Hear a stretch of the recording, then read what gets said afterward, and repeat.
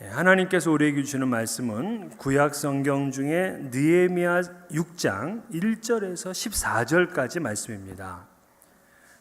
구약 성경 733면에 있는 느헤미야 6장 1절에서 14절, 꽤 긴 본문인데요.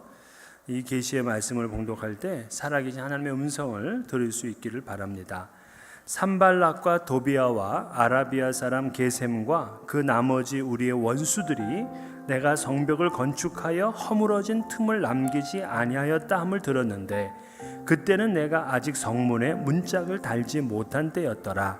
산발락과 게셈이 내게 사람을 보내어 이르기를 오라 우리가 오노 평지 한 촌에서 서로 만나자 하니 실상은 나를 해하고자 함이었더라.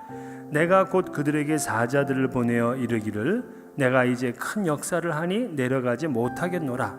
어찌하여 역사를 중지하게 하고 너희에게로 내려가겠느냐 하매 그들이 4번이나 이같이 내게 사람을 보내되 나는 똑같이 대답하였더니 산발랏이 5번째는 그 종자의 손에 봉하지 않는 편지를 들려 내게 보냈는데 그 글에 이르기를 이방 중에서도 소문이 있고 가스모도 말하기를 너와 유다 사람들이 모반하려 하여 성벽을 건축한다 하나니 내가 그 말과 같이 왕이 되려 하는도다.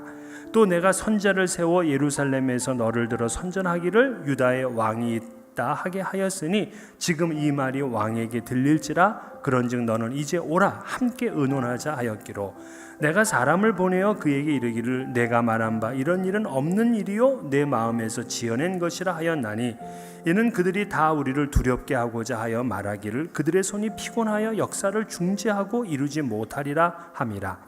이제 내 손을 힘있게 하옵소서 하였더라.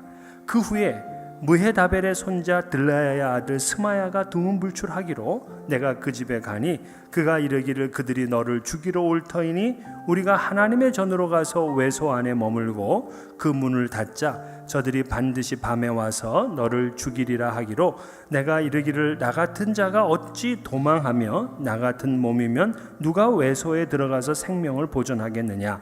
나는 들어가지 않겠노라 하고 깨달은즉 그는 하나님께서 보내신 바가 아니라 도비아와 산발랏에게 뇌물을 받고 내게 이런 예언을 함이라. 그들이 뇌물을 준 까닭은 나를 두렵게 하고 이렇게 함으로 범죄하게 하고 악한 말을 지어 나를 비방하려 함이었느니라. 내 하나님이여 도비아와 산발락과 여선진 노야다와 그 남은 선자들 곧 나를 두렵게 하고자 한 자들의 소행을 기억하옵소서 하였더라.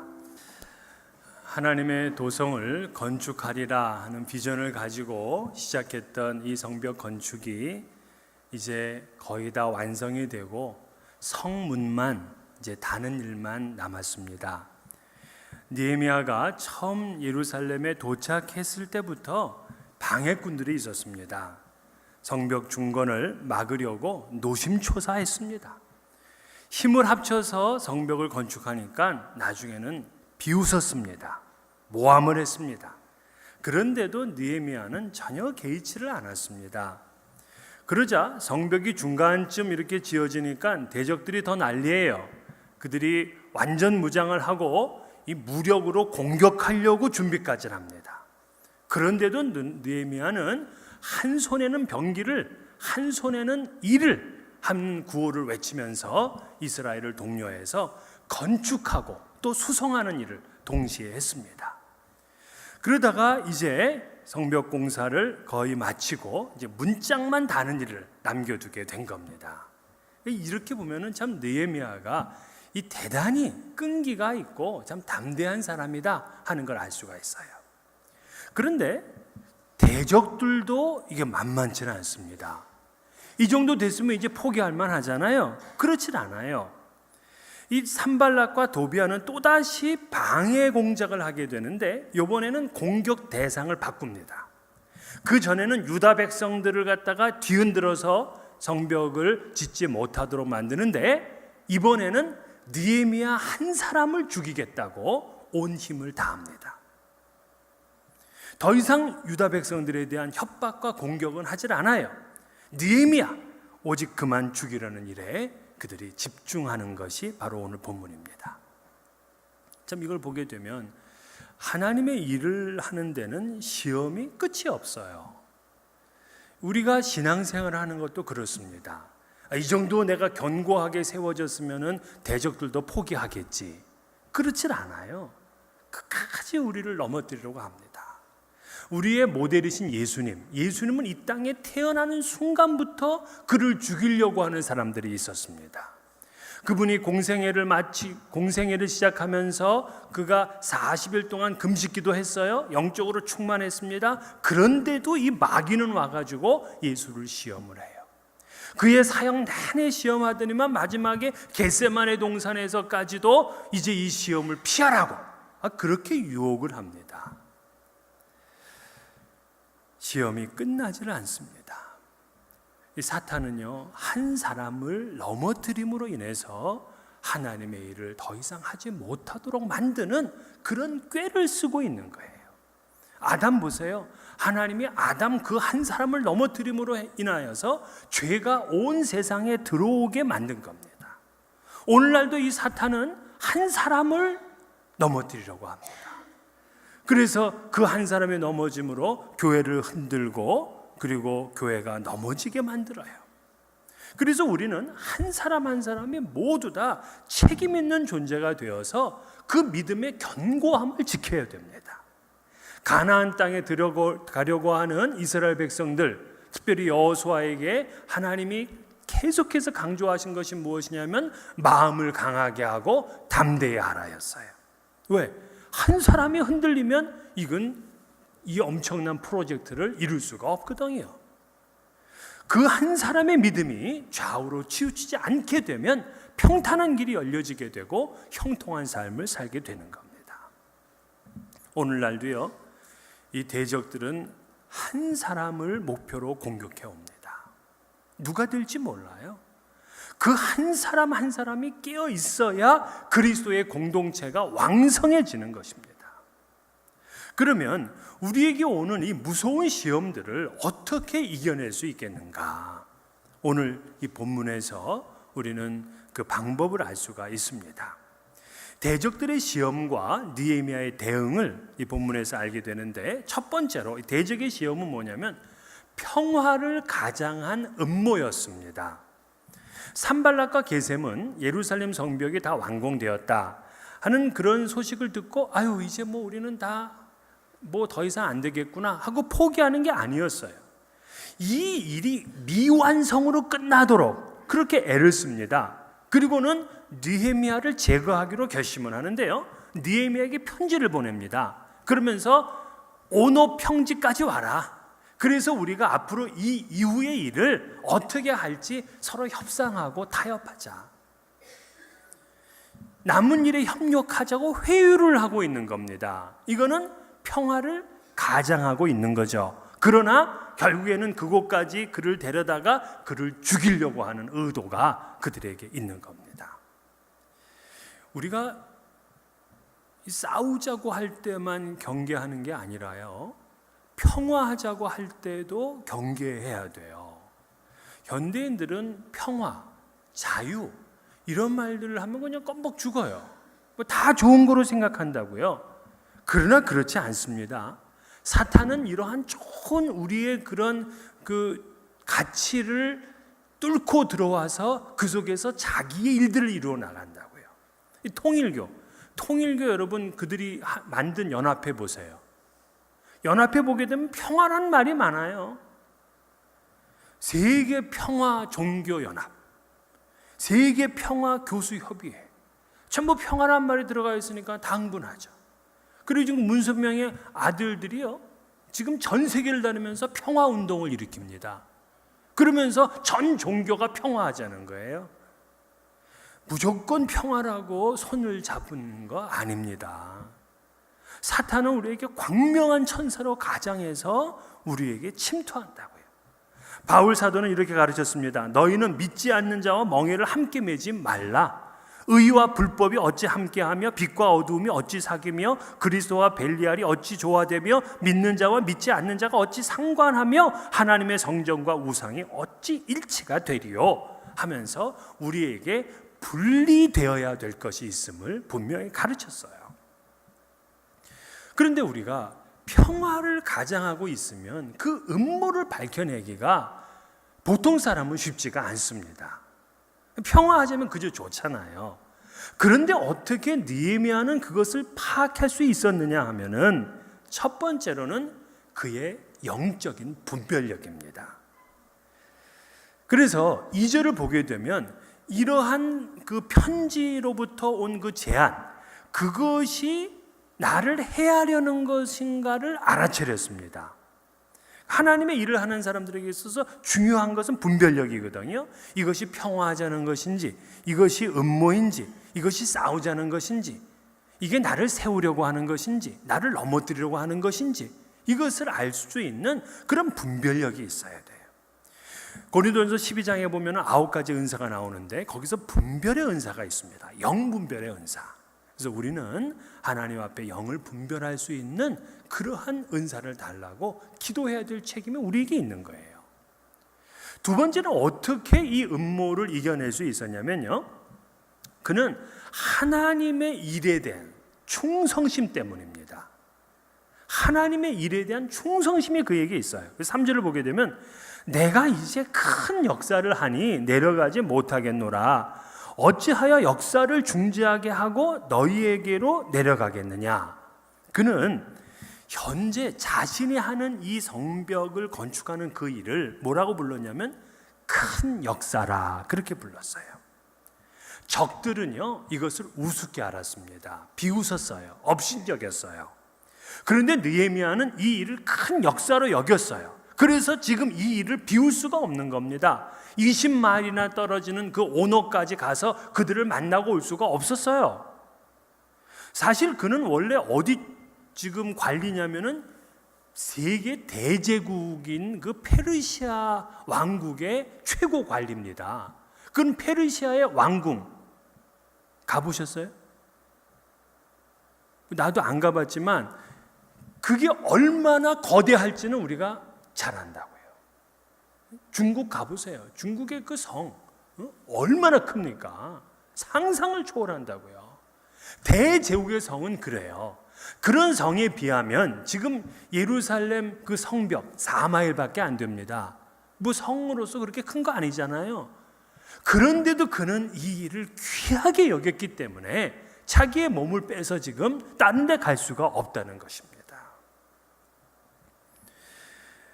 사실 회사의 재정, 큰 회사를 이렇게 경영하는 분들이 교회에 와서 보면은 사실 아무것도 아니죠.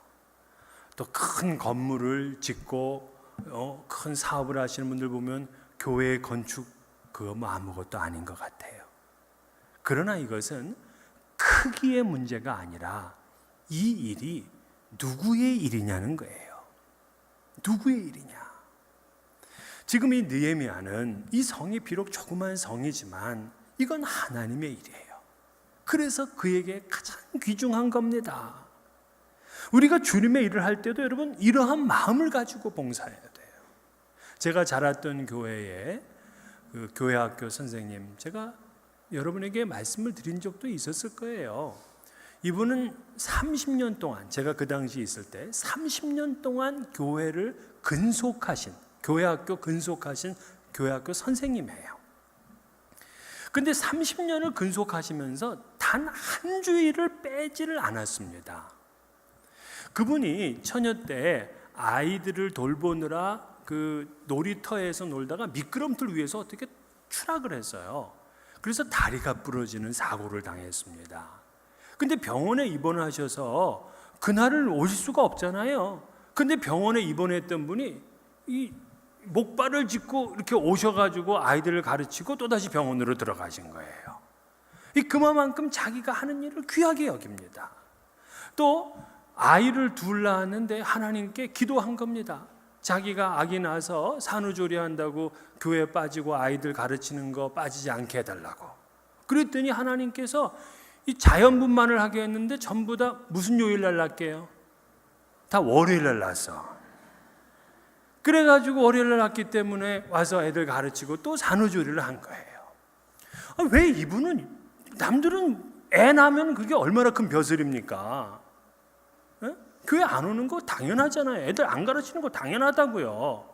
근데 이분한테는 왜 이렇게까지 열심히 이게 하는 것인가? 이 일이 귀해. 이 일이 그 어떤 일보다도 귀하다는 그런 마음을 가지고 있기 때문에 이분은 정성을 다하는 겁니다. 여러분, 교회에서 주보 하나 나눠주는 안내를 하는 것, 또 뭐 헌금 주머니 들고 다니는 봉헌하는 것, 이거 별거 아닙니까? 어떻게 생각하면 별거 아니야. 그러나 이 일은 하나님의 일이기 때문에 가장 귀한 일이에요.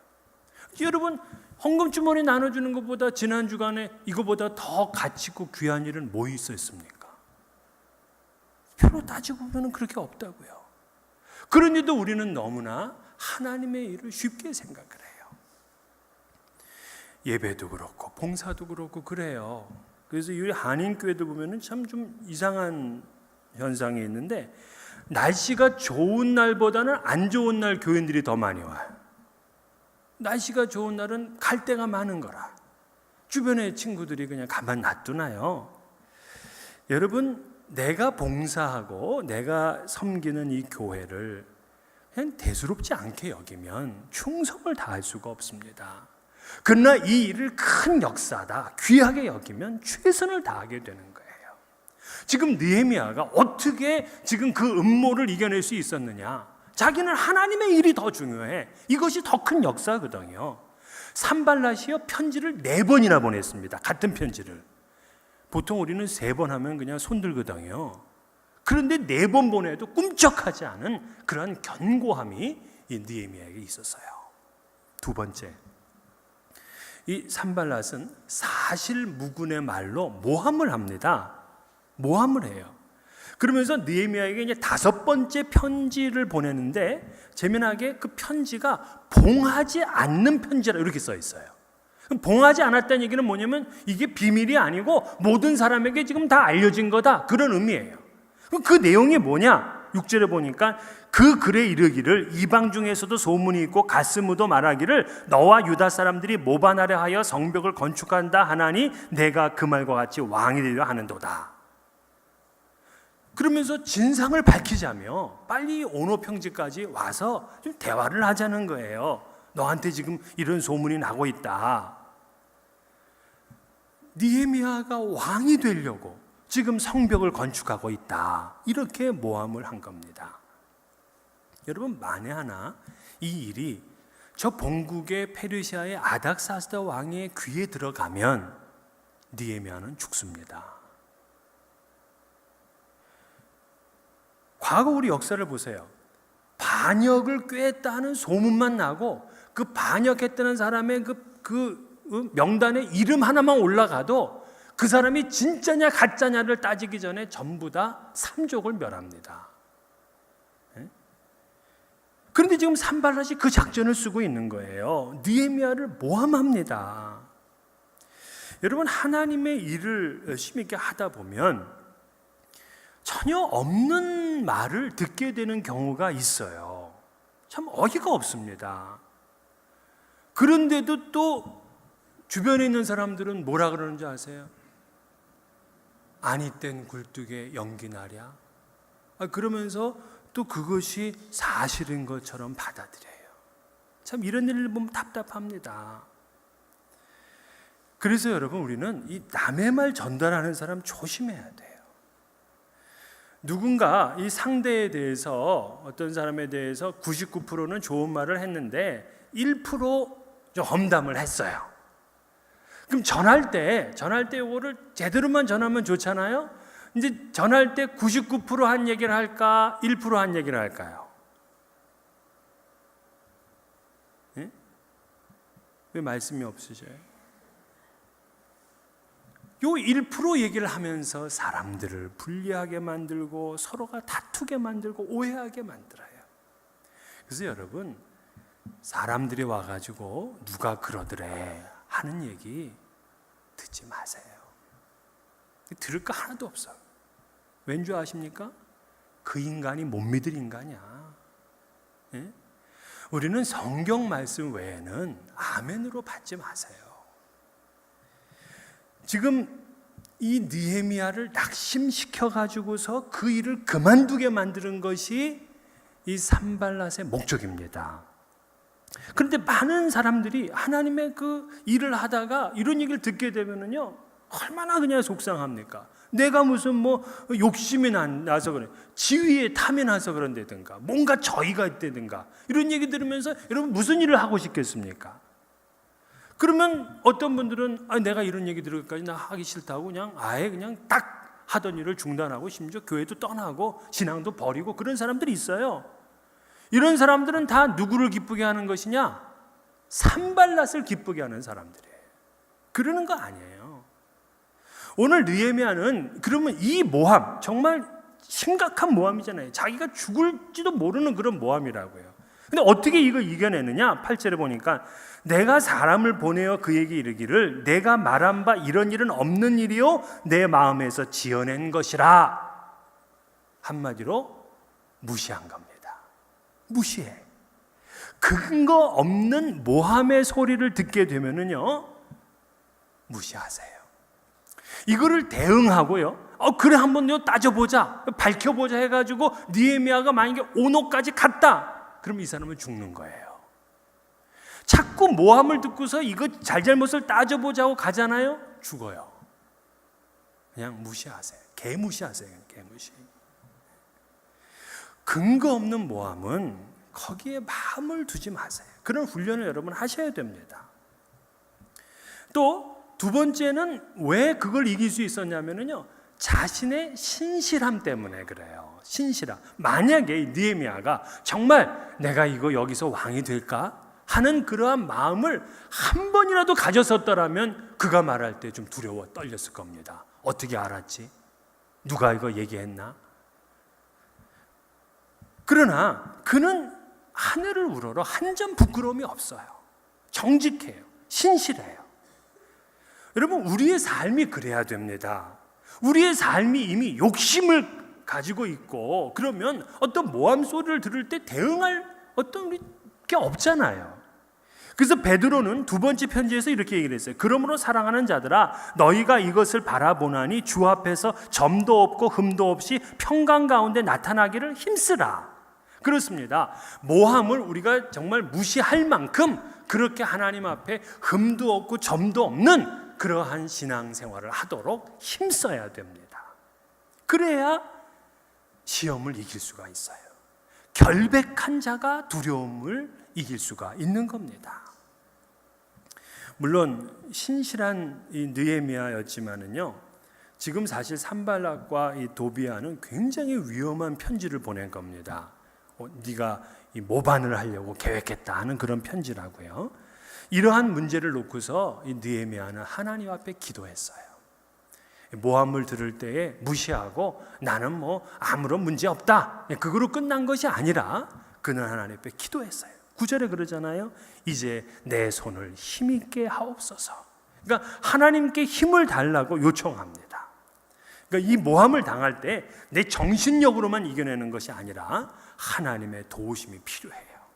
그래서 모함 당할 때는 여러분이 더 하나님 앞에 무릎 꿇고 기도하셔야 됩니다. 끝으로 세 번째, 이 산발랏은 친절로 포장된 위협을 가합니다. 그것을 느헤미야와 가까운 자를 통해서 위협을 하는데요, 오늘 여기에 누가 나오냐면 유다의 제사장 스마야라는 인물이 나와요. 이 스마야는 원래 어떤 사람이냐면 처음에 느헤미야가 성벽을 건축할 때에 함께 건축했던 제사장입니다. 제사장. 그런데 제사장 스마야가 어느 날부터 건축 현장에 나오질 않아요. 그래서 느헤미야가 걱정이 되니까는 방문을 한 겁니다. 방문을 했는데 스마야가 느헤미야에게 예언을 하는 거예요. 그 예언이 바로 10절이에요. 그가 이르기를, 스마야가 이르기를 그들이 너를 죽이러 올 터이니 우리가 하나님의 전으로 가서 외소 안에 머물고 그 문을 닫자. 저들이 반드시 밤에 와서 너를 죽이리라. 마치 예언을 하는 것 같아요. 지금 몸이 아파서 찾아갔더니 이 사람은 직급이 제사장이라 영적인 일을 하는 사람이에요. 근데 이 사람이 느헤미야에게 뭐라 그러냐면 너가 오늘 밤에 죽는다는 거예요. 너를 죽이러 온다는 거야. 그러니까 나랑 같이 저 성소의 외소, 그러니까는 지성소 바뀌니까 이건 성소를 얘기하는 겁니다. 그곳에 가서 우리 같이 그냥 숨어 있자는 겁니다. 어떻게 들으면 참 고마운 이야기죠. 이런 정보를 주는 사람이 어디 있습니까? 내 위험을 미리 가르쳐 주니까. 그런데 이 사람은 산발랏에게 뇌물을 받았어요. 그래서 느헤미야를 두렵게 해가지고 그를 갖다가 범죄하게 만들고 그를 쫓아내게 만들려고 하는 그런 계략이 그 속에 있었던 거예요. 자, 이 시험은 이겨내기가 참 어렵습니다. 왜냐하면 환자를 신방을 갔는데 그 환자가 나한테 예언을 주고 있으니까 얼마나 이거는 이겨내기가, 분별해내기가 어렵다고요. 그런데 어떻게 이걸 이길 수 있었느냐? 첫 번째는요, 그의 말에 하나님의 성경 말씀과 어긋나요. 왜냐? 성경에 보게 되면 제사장이 아닌 사람이 성소에 들어갈 수가 없습니다. 그런데 이 스마야는 자기가 제사장이라고 지금 총독 느헤미야에게 같이 지금 성소 안으로 들어가서 숨자는 겁니다. 느헤미야는 그럴 수가 없는 거예요. 성경에서 제사장이 아닌 사람이 성소에 함부로 들어갈 수가 없다는 것을 그는 알았어요. 그래서 순간 이것이 가짜인지를 알았습니다. 하나님의 말씀에 역행하는 말을 하니까 그가 아무리 제사장이라고 하더라도 그는 가짜죠. 뇌물에 팔린 자가 무슨 일을 못하겠습니까? 그래서 느헤미야는 이때도 말씀으로 무장되어 있었기 때문에 그 말씀에 근거해서 그의 이 제안이나 그의 이 충고, 이것이 가짜인 줄 알았습니다. 그런 다음에 11절에 뭐라 그러냐면, 나 같은 자가 어찌 도망하며 나 같은 몸이면 누가 외소에 들어가서 생명을 보존하겠느냐? 나는 들어가지 않겠노라. 자신이 비겁한 자가 돼서까지 생명을 지키고 싶지 않았던 겁니다. 이 말은 뭐냐면 죽으면 죽으리라는 일사각오의 결단력이 있었기 때문에 그는 이 시험에서도 이겨낼 수 있었던 것이죠. 스마야뿐만이 아닙니다.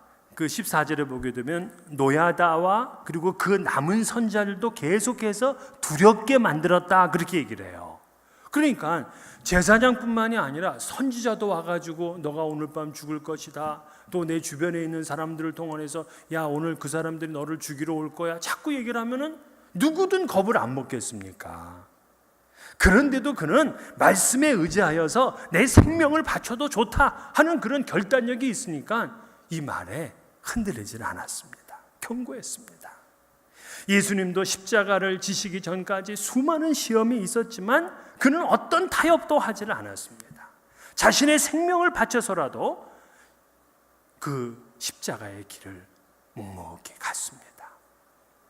우리가 견고하려면은요, 이러한 일사각오의 정신이 있어야 돼요. 히브리서 기자는 이렇게 얘기를 했습니다. 우리가 시작할 때에 확신한 것을 끝까지 견고히 잡고 있으면 그리스도와 함께 참여한 자가 되리라. 느헤미야가 그런 겁니다. 그가 처음에 시작한 일을 견고히 끝까지 붙잡을 때에 우리 주님께서 그와 함께 해주신 것이죠. 그것이 모든 시험을 이겨내고 승리한 비결입니다. 오늘 이 세 가지는 사실은 참 이겨내기 어려운 것들입니다.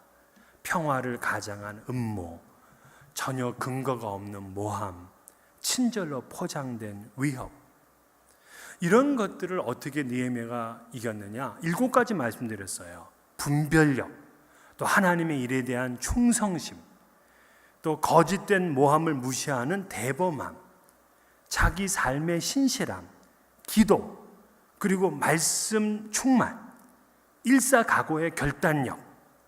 그래서 제가 여러분에게 7가지 다 가지라 그러면 이거 힘들잖아요. 이거를 정리해 보니까 2가지더라고요. 2가지. 하나는 영성 훈련이에요. 그는 기도하고 말씀으로 무장을 하고 영적인 분별력을 가지고 이 모든 것들이 다 그는 영성 훈련을 계속해서 한 겁니다. 그렇기 때문에 흔들리지 않은 거예요.